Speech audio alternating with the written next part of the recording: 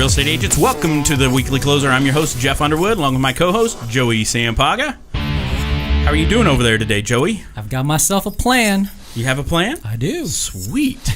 Absolutely. We're the Real Estate Marketing Maniacs, and we've got a fantastic guest with us today. Yes, we do. Yes, that's Carin Nguyen, co-founder of the Carin Nguyen Real Estate Network with Keller Williams Realty Phoenix. Yes. How are you doing? I'm great, thank you. Thanks for having me. AKA Carin Nguyen, right? Because yes, from now on we're going to call her Carin Nguyen. I will answer to that. Yes. I like that last name like that. Sounds kind of cool. Nguyen. Yeah. Right? Sounds tough. Anyway. Take him down right now. Yeah. Awesome. Thank you so much for being here. I know you're going to share some wisdom because you are crushing it out there. Is. Crushing it, from what I hear. We are trying. Yes, you're crushing. Okay, my goals are always much bigger than where we are, so. That's a good thing. You know what? That's good, right? Yeah. Isn't that what we're supposed to do? Absolutely, because it always takes a lot more effort than what you think it's going to take. So your goal has to be 3 to 4 times. Wow. What you really want to do to set the right action plan to make it happen. All right. Why don't you let the listeners know, so the agents that are listening or watching know how long you've been in real estate and kind of what got you into this crazy business? Yeah, so I'm in my 15th year in the business. I actually was in lending before I was in real estate. And for a bit, I actually did both sides. I thought this will be a really great service to my clients. I can actually do the lending and the real estate. I'll serve them at the highest level. Yeah. And then the lending guidelines started to change and it got more difficult. And I realized, gosh, you have to pick a side because now you're not serving them at the highest level. You're not in the know of all of the programs and the guideline changes. So I picked the real estate side. Got it. So was that all here in the Valley? It was. I'm a 4th generation native. Okay. To Phoenix. Wow. All right. Do you think that the mortgage experience, however, has helped you with your real estate business? Absolutely. I think it allowed me to have a different level of confidence coming into the business because I understood and could talk that piece and almost pre-qualify people more so and help just continue. They were comfortable with me. They had a level of trust. Right. And on we went. That's great. So why don't we talk about what you're doing today to be successful in real estate?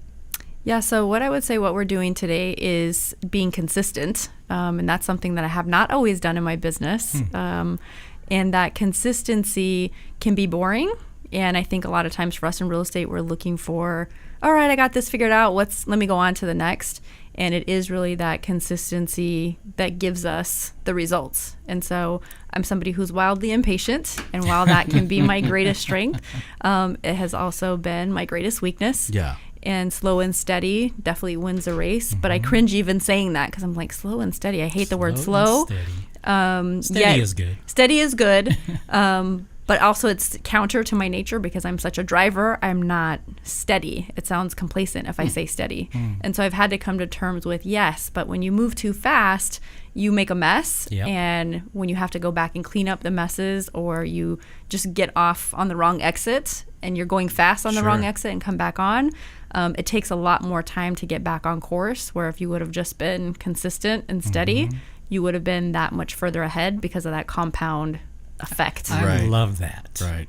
They say success is boring. Yeah. Because you do the same thing over and over and over and over again. That's it. And you have to be okay with the repetitious boredom because that's where the massive success happens. And I think for a lot of us, we don't want that to be true. We go, oh, no, it can't be that simple. This is boring. I have to go out and reinvent the wheel. Let's do this. Yeah. No, and it's really not. Yeah. Well, don't you think most agents' mindset is consistency is difficult for most because the shiny object syndrome and all that, right? I mean, this new thing happens, I better be doing that. Or, oh, wait. IGTV's here. IGTV's out. Oh, wait, I better do Snapchat. Yes. Right? Now I need to start a podcast. Yeah. So I just feel like because Joey and I are in the real estate business as well, and we talk to a lot of agents. I just feel like they need to hear that pick the one thing that you really are good at, and it might become boring. Yes. But the longer you stick with it, the better chance you have of success. right? Yes, but become a rock star at that one thing. Exactly. And along the lines of the one thing, make sure that you're following a model, because that's another thing. People come in and they say, well, I have this new idea. And you haven't really earned the right yet to come in and start with these new ideas, because as long as real estate is old, the same things that people were doing, many, many years ago still work today. Now, there's some different pieces to that. We could talk about social media. However, that's just still a form of prospecting. And so if it's, I'm going to try this new, shiny, latest and greatest, don't come up with something on your own until you have followed a model that works and you have a level of stability and success. And then you can go tinker. Then I would say, my air quotes, earn the right to go off and do something a little bit different. That sounds like the Millionaire Real Estate Agent book. That's the Bible of real estate, right? Absolutely. So what would you tell agents then that are listening right now? How do they figure out what that thing should be? Yeah, that's a really great question. So in our real estate team, actually, my first job ever in life was as a appointment setter at a photography studio, and it was a brand new a brand new photography studio. So we didn't have a client base. I'd actually call out of the phone book, and so I've never had a problem with the phone. So of course, when I get into real estate, I'm a natural prospector. And when I start a real estate team, of course, it has to be prospecting based. And what I realized is that not everybody is prospecting based. As a matter of fact, many people don't love the phones. Yeah. And there was a lot of really spectacular agents that I wasn't getting into business with, or I was getting out of business with. And so we actually changed that to say, hey, here's a menu of options to lead generate. You can prospect, you could focus on open house, or you can focus on your sphere. Yeah. And so to the question of how do you decide, I think you have to look at your personality style. So somebody who is more impatient, me, I'm going to love the prospecting because I can call and talk to a lot more people than I could, doing it in a different method. However, you have to look at your database. I've had people come to my team that have moved here. There's a gal I can think of that was 19 and she came from Alaska. She had no database.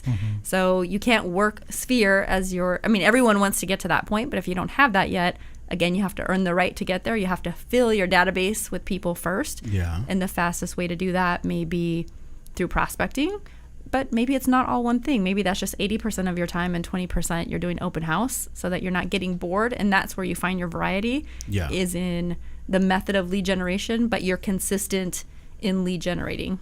Got it. A lot of people are scared to make calls. Yes. Because, a lot of people say no. Yeah, rejection. So how did you handle that? No, was it just you didn't have an issue with it? No, not okay. No, never. How do you coach your agents on your team that are going through it to get past that? So there's two things. Number one is if I look at the amount of rejection we get, I have 4 kids and a husband. I get rejected all day, every day, right? And I don't get offended when they, hey, can you go do this? Can you pick up your, no. And I just ask again. I consistently come back and like, hey, I need you to pick up your room. So there's that piece. If I'm not going to get offended with the people that I love most, why am I getting offended with somebody that doesn't even know me? So looking at it from that perspective. And then the other piece is, I know there's somewhere between 50 and 60,000 licensees in Phoenix right now. And not everybody does it full time. And not everybody has the same ethics, morals, and mission behind the calls that they make. And so if you know that you're in the right integrity, you're calling just because you want to help that person and you're genuinely curious about their situation, you can throw out the life raft for them. You can't force them to take it. So if you call with that perspective in mind of, I'm just calling to see if I can be of help. If they don't want to take my help, I just go to the next person that's could benefit from my help. Definitely. What's a script that you would use? So we do a lot of open house invites or just listed, just sold. Okay. So somebody who's brand new in the business that has no business, could easily do a just sold script. Yep. And they just look at something in their brokerage that's just sold and you say, hi, my name's Carin. I'm over at the Carin Nguyen Real Estate Network at Keller Williams Realty Phoenix. I was just calling because we just sold this beautiful home over on Michigan Avenue. And what I know is when one home sells, usually 2 more sell right away. So I was just curious, if you sold this home, where would you move next? Yeah. And they may say, oh, no, I love it here. I'm never moving anywhere. Oh, well, that's great. How'd you happen to pick this neighborhood? So it doesn't matter what they say. We have a direction. We can take it either way, and there are times that we've made that call and somebody says, that's really weird. Did my husband tell you to call me?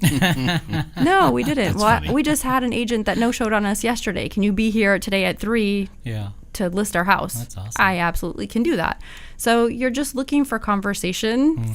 You're looking for the opportunities. That's very Mike Ferry-ish. It is very Mike Ferry. I got to coach 3 months in the business, and it was with that organization. Yes, for 10 years. And you signed the contract. And I signed the contract. Yes, I came home and I told my husband, "This is what I've done. We don't have the money for it yet.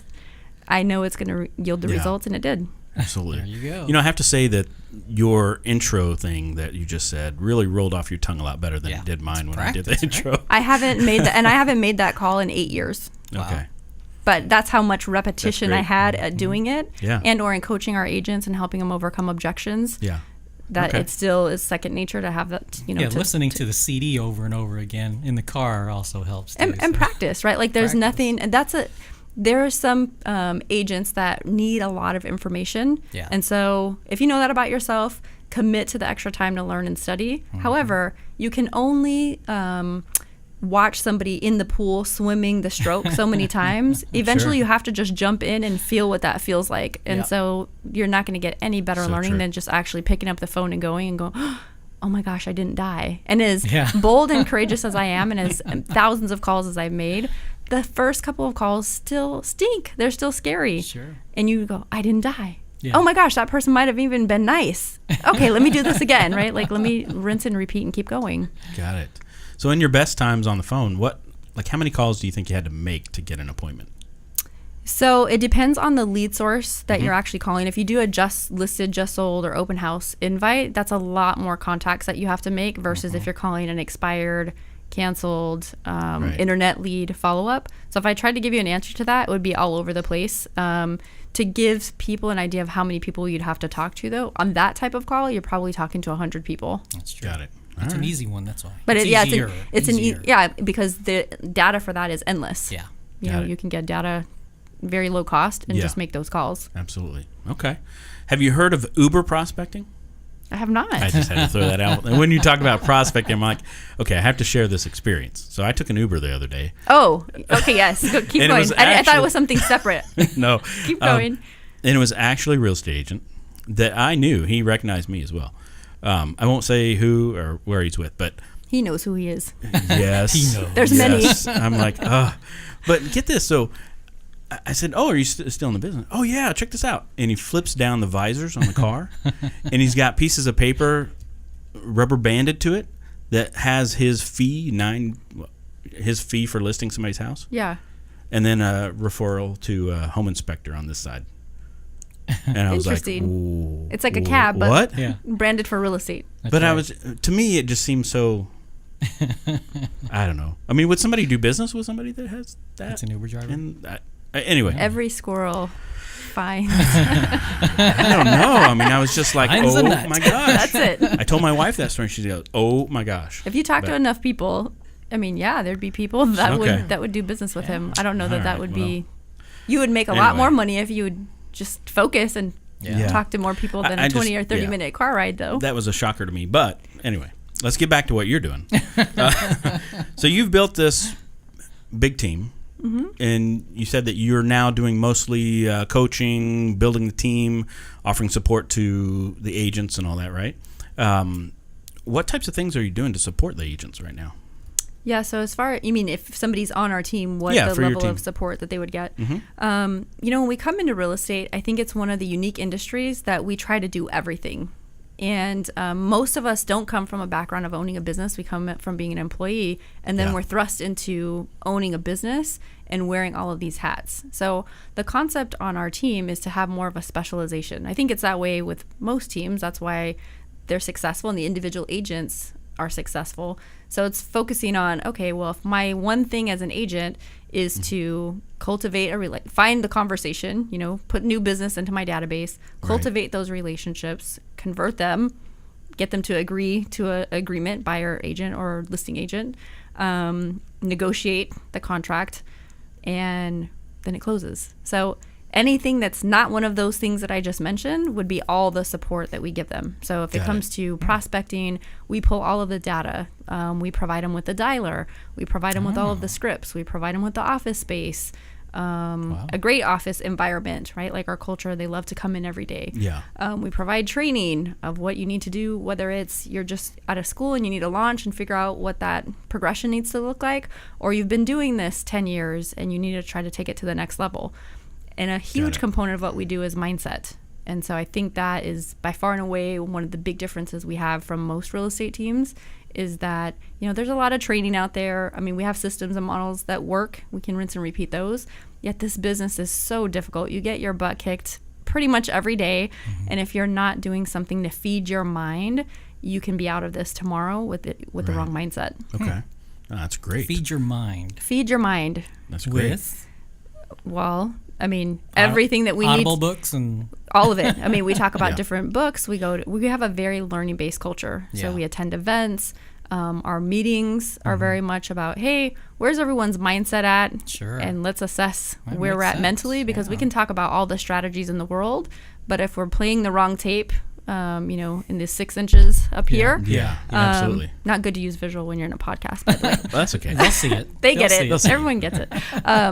Then you actually see some results on the days that it's a hard day, right? Like you're mentally ready to do that. It's like running the marathon. Yeah. You're not going to do that if you're morbidly obese. You're going to train for that. And so you just have to expect, if you're not going to have a bad day, there'll be a day that the market turns, or there'll be a bad month, or if you're prepared for that, you just coast right through that. Got it. All right.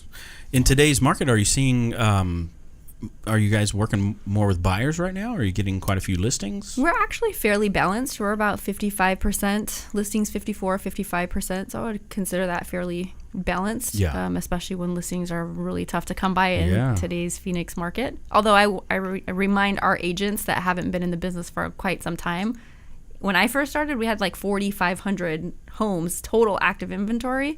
So when we still have 17,000+, we're still okay. Got it. Yeah. I mean, inventory is low. So what are you saying to the sellers that are kind of on the fence right now? I mean, is there something? What about this argument? If I sell my house, I won't be able to find anything else. Is that one that you're hearing quite a bit? Or? Well, we just have to ask the questions, right? Well, what is it that you're looking for, and what's the motivation really that they have to move? So are they upsizing, downsizing, and how realistic they are? Maybe it doesn't make sense to move. I mean, we just had a gal that wanted to downsize and limit the maintenance, and then she was looking at homes on an acre. I'm like, well, that's not what you said you wanted to do. So if you're trying to find a cheaper home still on an acre, no, you should just stay in the one that you're in. Right. So it really is going to be based on the individual's needs. Got it. All right. How about tips that you would give agents today in the current market to grow their business?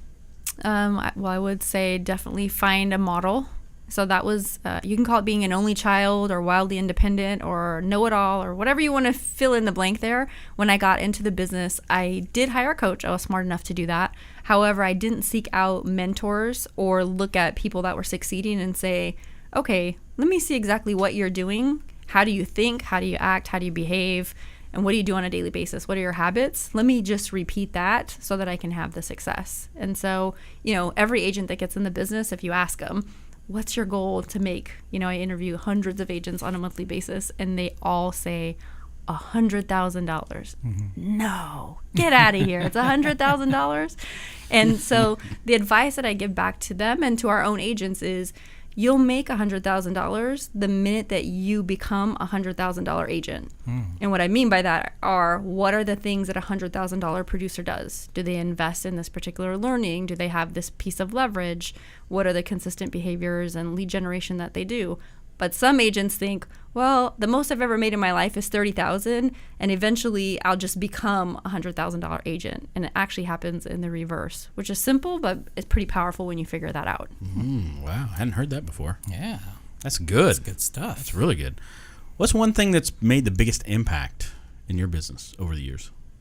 I would say far and away leverage, and it's a term that we use quite a bit in the industry, and a lot of people don't know what it means when I ask them that. And so clearly, I like to give a visual example. And when you think of leverage, I actually think of a teeter-totter. And so if you have a big giant boulder on one end, it's a lever, right? And so you can actually lift that without having, if it's a 500-pound boulder, you don't have to be able to lift 500 pounds with that lever. And so if you look at that to the analogy that we just talked about in real estate, there's about 200 tasks that go into listing a home. And so why would you try to do all of those tasks by yourself? And oh, by the way, the market's always changing and the industry's changing. Gosh, this algorithm has changed in my social media campaign. Now I have to figure that out. Oh, and I'm also, customer service and the concierge and after hours call and home inspector, field service runner, the sign blew down.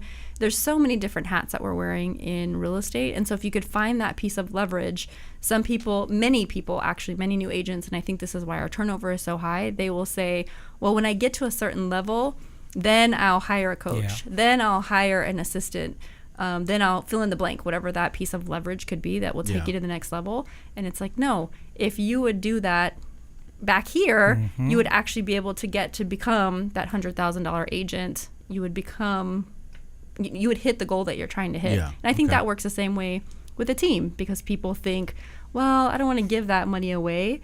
And I had that same philosophy. And so when I started a team, I had splits that were heavily in favor of the agent, because my own philosophy was, well, why would an agent give all this money away? Again, broken economic model. And then I realized, well, wait a minute. One of the highest paid people, not one of the highest paid person on my team is actually on the lowest split. She net $350,000 and she's on a lower split because she's wildly leveraged. And so when agents are interviewing or considering what to do next, they're asking the wrong question. Most people are very simple in math, and so they ask, well, what is the split? Whether it's with a brokerage or whether it's with a team. And that's the absolute wrong question. It's what is the hourly wage that you're going to be making? Because they'll look at, well, gosh, if I'm on a team and I have to do 50 transactions to make this money I could do by myself doing 25, well, then I'll just do this and do half the work and do the 25. And it's like, no, that's not how it works. That's not how leverage works. Yeah. You're looking at how much time. If you could do 50 transactions and it took you 30 hours a week, where doing 25 by yourself took 40 hours a week, you'd actually be winning because you would be making more money and you'd have more time back on the team. And people don't compute with that. They don't understand how that would be possible. That's great. Yeah. That's great information. A lot of people know about expansion models, like from one city to another city and so on.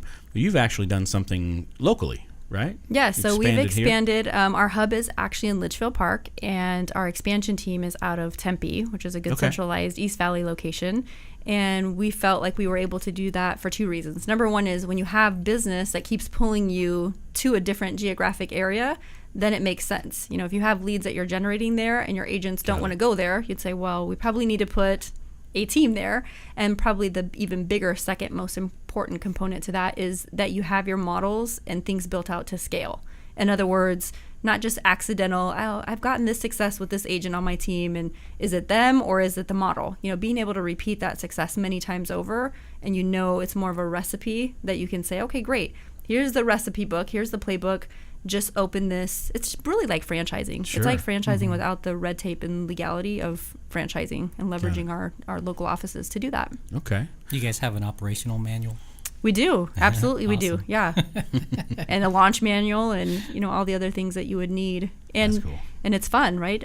We're really in the same market, but as you start to explore outside of your marketplace, things that work in Phoenix may have a little nuance, in a different place in Vegas or Seattle or somewhere else. Right.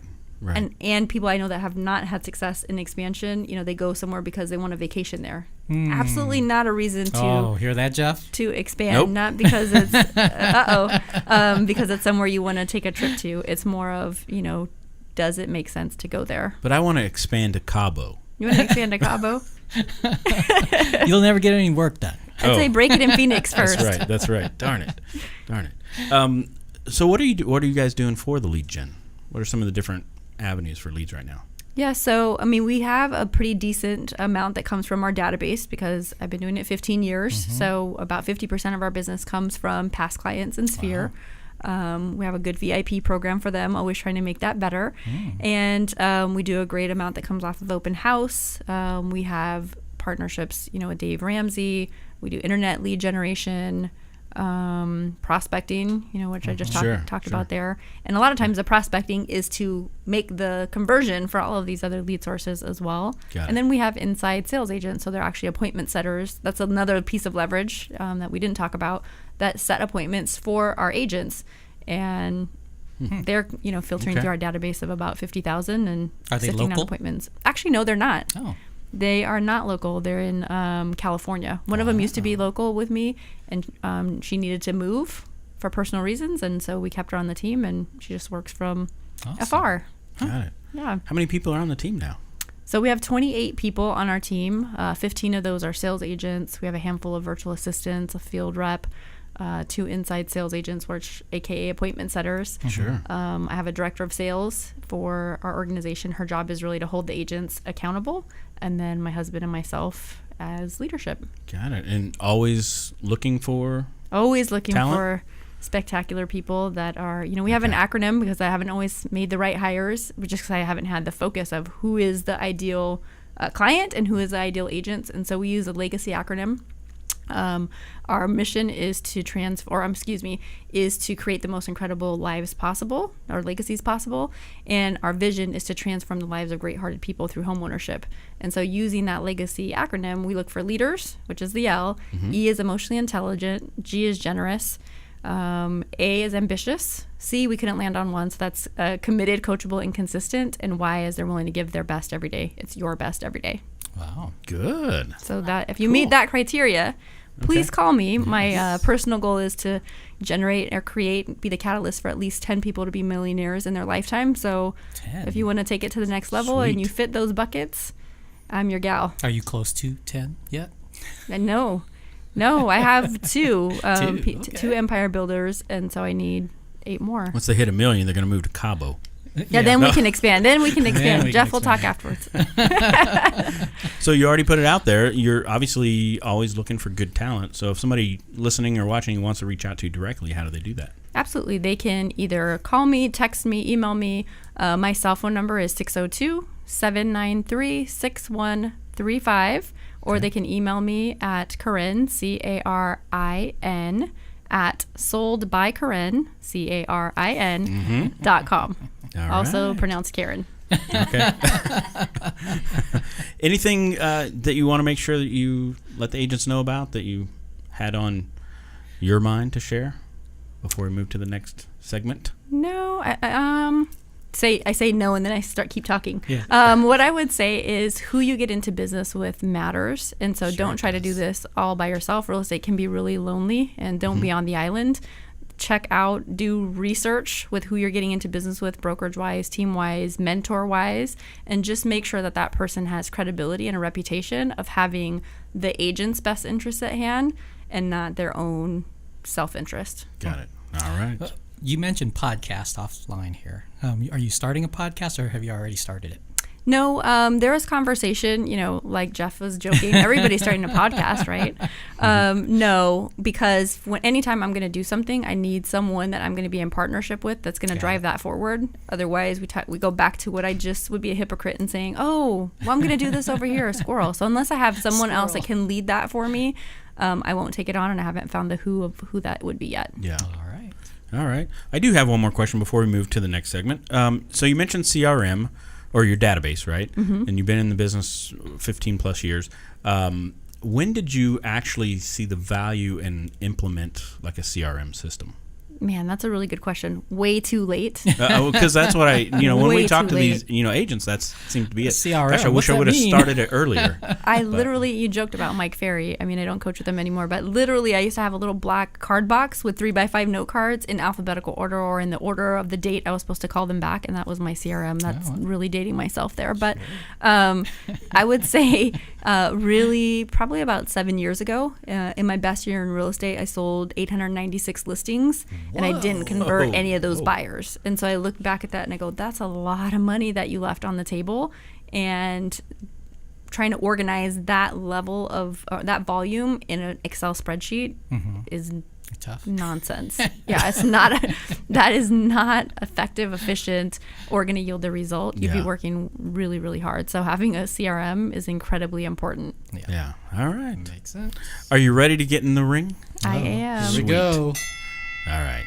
What's the best advice that anyone's ever given you?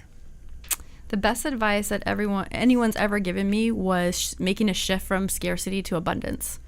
And I grew up incredibly poor, and when I started in real estate, I started a 100% company, and it was always about me, what's in the best interest for me or my family. And the more that I shifted, it is uncomfortable for somebody who's rooted in scarcity, but the more that you go out there and you say, you know what, I'm going to do something, it's not about the commission, it's about the person, and it's about their best interest. And I wish I could say, there's probably some people I really turned off when I just said that and said, oh my gosh, that's not what she's always been about. And unfortunately, the answer is no. And I'm embarrassed and ashamed to say that. Yet there's some people that never get that figured out. Yeah. And once I turned the corner to see, this can cancel, this can fall out, this is what's best for the client. That's a lifetime value for the client, not a transactional one and done. Your business and your life go to a whole new level, and you have more money than you don't have to worry about. So it's kind of counter, right? Because we're worried about, we have to have this level of money. And when you stop worrying about that and obsessing about it, then you're in abundance. Sure. But again, back to that, you have to be $100,000 agent. You have to actually think abundantly in order to have an abundance of anything. Got it. All right. Makes sense. How about your favorite mobile app? So yeah, my favorite mobile app is Scanner Pro. Oh yeah, okay. Scanner Pro. So that's where you can take a picture of something, just like as if you would have scanned it, and you can send it an email. So it's like having a mobile office on the go. So people are like, I have to go fax this, or I have to go to the office and scan it. And I'm like, why would you do that? Take a picture on your phone. Yeah, take a picture on your phone. And let you do a single page. It also isn't that the one that also allows you to take like a picture of 5 and you can put it as one document? Yeah, one attachment. So cool. There's things all the time. I have 4 kids. My oldest just graduated college with she had a degree in civil engineering. Wow. Thank you. And she had a softball scholarship. So I've been on a softball field for many, many years, and many times I've had to send things. And so as we've graduated in technology, to be able to sit at a game, or now my son's football game, take a picture of something, even sign it, sign now, that would be another one. Yeah. Sign it and send it off. I mean, I don't have to stop at an office, or I don't have to wait until I get home. Although being present is really important, so I'll throw that piece in there too. Maybe not to do that from the softball or the football field. That's a whole different. Way to go! Oh, she just got thrown out. Only at halftime. How about a book recommendation? So if we were talking just book overall, I think Think and Grow Rich. I would imagine many, many people would say that, because that's such an incredibly powerful book. But just books in general, Think and Grow Rich. Good. All right. A productivity tool or software that you use on a regular basis? So for that one, I'd say Boomerang. Boomerang is a plugin that you have for email. And I don't know about you, but for myself, I will send out an email, and sometimes people don't respond to me. And so then I keep all these emails in my box going, I'm going to hang on to this one just in case they don't respond. And then I have all of these emails in my box. And so with that one, you can pause your inbox so you can be efficient during a period of time, or you can send it out. And then if no one responds, it can pop back in your box, so you can keep your box close to 0. Yes. All right. You use that. Do you use that? I use something similar. Okay. I used to use Boomerang when I was on iPhone. All right. Yeah, they have it for desktop too. One final question. We'll let you draw from the mask. Oh, be careful. This is beautiful. What is that, velvet? What? Who is your favorite superhero and why? Oh, I love this one. That's a tough one, because she probably doesn't watch a lot of TV or movies. Oh. I don't. My family goes without me. Give her another one. You want a different one? So I would say like Wonder Woman, but that's being like super. That's Joey's favorite. That's my favorite. For a different reason, of course. No. Joey. How about this one? She's very intelligent. It's supposed to be random, and I'm like, pick a different question. What did you want to be growing up? Now, I love this question. Oh, okay, there we go. I actually, at first, I wanted to be a teacher, and then I wanted to be a doctor because I really wanted to help people. And at a point, I also wanted to be like on stage, an actress. Oh. And then I love this question because I think it's so important. If I look at the things that I do today, I'm absolutely a teacher at heart. I do whatever I can to help people and save them. Now, you can't save everyone.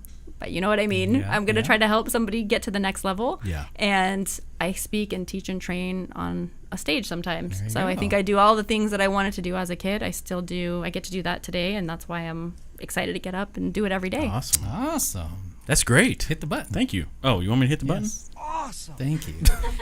Awesome. Oh, gosh, That wasn't a Joey. button. That was really just Joey. Yeah, Joey.